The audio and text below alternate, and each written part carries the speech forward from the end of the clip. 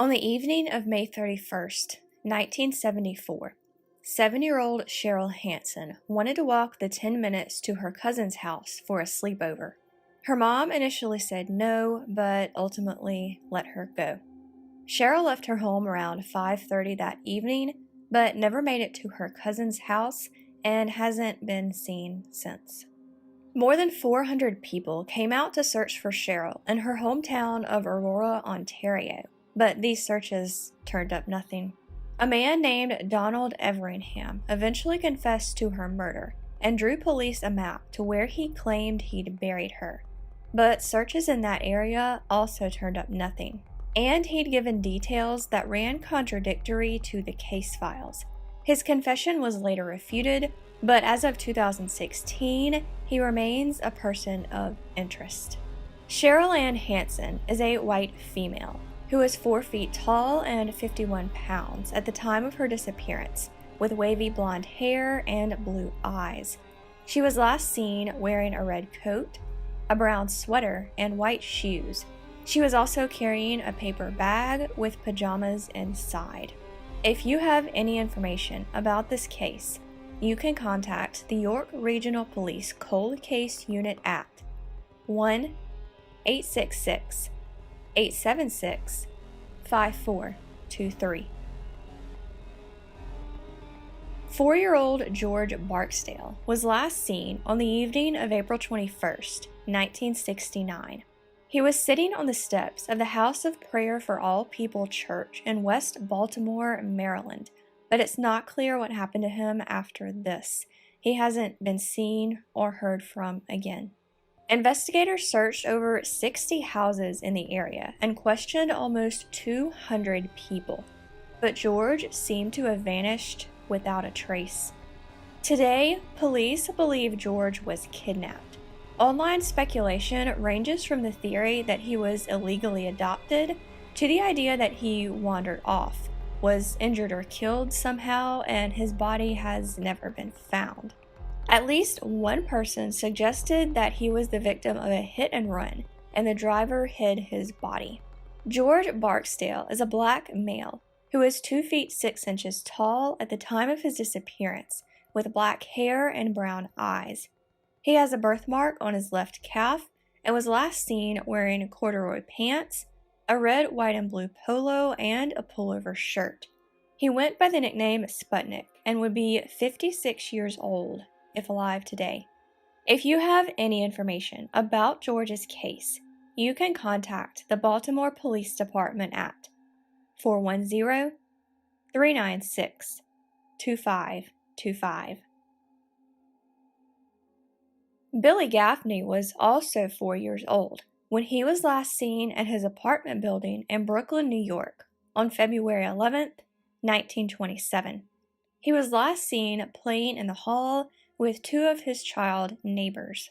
One of the neighbors, 3-year-old Billy Beaton, was later found on the roof of the apartment building and said the boogeyman had taken Billy. He described this man as a slim, older man with gray hair and a mustache. Billy Gaffney was seen later that day by a streetcar driver in Brooklyn who said he was with an elderly man with a mustache. At first, police believed Billy had simply wandered off, but the weeks and months went by with few answers, if any. There were some alleged sightings, including one all the way in South Dakota, but no solid leads would come for over 6 years. In 1934, 64-year-old Albert Fish was arrested for the murder of 10-year-old Grace Budd, who had disappeared in 1928. After leading police to her body, he was convicted of her murder and sentenced to death the following year. At his trial, the streetcar driver who had seen Billy the day he went missing identified Fish as the elderly man he'd been with. Fish initially denied knowing anything about Billy's disappearance, but later confessed to killing him. Police were skeptical of this claim at first, but Billy's case was later closed and is no longer being investigated. Billy's mom was also skeptical of Fish's involvement. She even visited him in prison in 1935, but he refused to talk to her. For years after his disappearance, Billy's parents set a place for him at the table every year on Christmas, which was also his birthday. Scott Andreas Douglas was born on July 1st, 1950. His parents divorced when he was very young, and his mom later remarried a man named William Sims. Andy and his older brother Donald ended up taking their new stepdad's last name. By 1961, the family was living in Wichita Falls, Texas. William Sims, who was in the National Guard, had been stationed in Louisiana at the time due to the Berlin crisis. On Saturday, December 9th, 11-year-old Andy was at home with his brother while their mom was at work. Sometime between 12:45 and 1 p.m., Andy went outside to play. When his mom got home around 2:30, he was no longer there. Donald and some other family members went out to look for him but couldn't find him. Around 8 o'clock that night, the police were called. Police and volunteers would continue to search for Andy.